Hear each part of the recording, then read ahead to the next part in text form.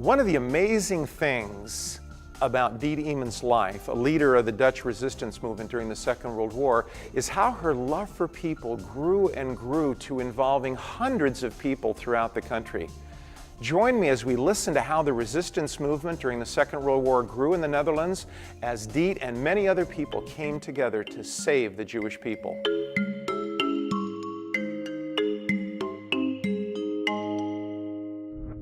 So as the underground was growing, eventually it got more sophisticated, right? You eventually had a bigger network of people. And then I think you were starting to go into a thing where you were putting Jewish people out into the countryside, right? Always the farmers. So you always would go out and try to take people from the cities and kind of move them to the country. So how did you find these farmers? Who would find them for you? Well, like Hein's father. Okay, his father, yes. Was the principal of a Christian school.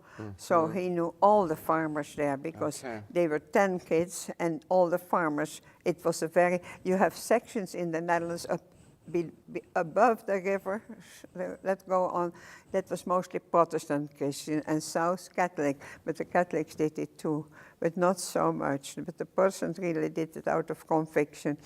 And Hein knew so many of those farmers. Yeah, so Hein and his father knew all of this network of people, and you were able to begin to place the people. Well, his father was also against it, so we had Oh, he was against it?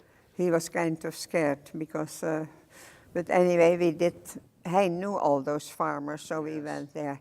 And then they said, do you know others where we can bring men? And we had always to have a few reserve if a place was dangerous, because those Jews had to stay inside. At that time, it was all families. If here was a farmer and his wife, and he had 7 kids, the 7 kids got all farms close by. So it was not that you, like now, that you do travel so much. But if there was all of a sudden a stranger, say, what is that? And they started writing each other. Yes, yes. And that was dangerous, so we had to forbid So you just that. had to be very careful. And so you had all of these people now, Diet, in the countryside, and they were staying with families that were largely farmers.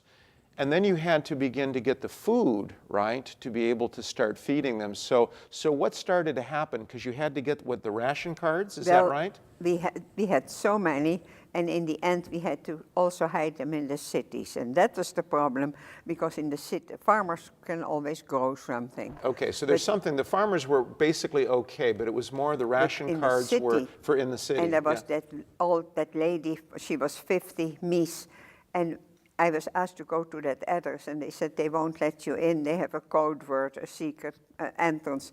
So they gave us that code word, and they said they need help.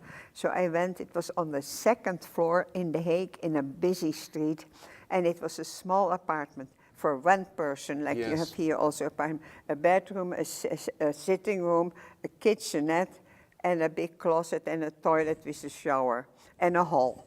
And that was just a little apartment. It was a little, on the 2nd floor in a busy street, in the heart of The Hague. So they said, go there, they need help, and it's dangerous. So they won't open the door. They gave me the password, so I went there, and I was kind of scared. So I rang the bell, and then a voice came, do you know, so I said the password, and they opened. And it was a lady, 50 years old, Mies. She had 27 Jews in that one place. 27 people? I mean, were they literally standing next to each other? I mean, 27 people. In one small apartment. I said, how do you do that? And I was scared. I said, you will. And the worst was that while we were talking, that was all apartments. I hear that next door they flush the toilet. Yes. So I said to her, do you hear that? She said, yes. She did not see the danger. She didn't realize what She had a golden heart. And I said, do you hear that? She said, yes. I said, now, how long did you live here? 8 years. All alone? Yes. I said, now you have 28 people who go to the bathroom and flush. Do you know if they are Nazis? We don't know.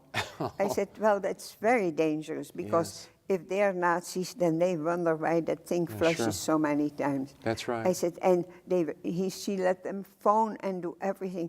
I said, strict rules. I will bring you every month 27 ration cards, but you have to follow the rules. One of the things that really impressed me about listening to Diet was the idea of how love grows in a person's life. And we heard a little bit about how Diet's love for the Jewish people grew and grew to the place in which she started with one and eventually ended up with hundreds of people that she was connected with and helping to survive and just make it through the day by stealing ration cards and a number of other things. And Diet's life really spoke to me at a deeper level about the love of the Lord.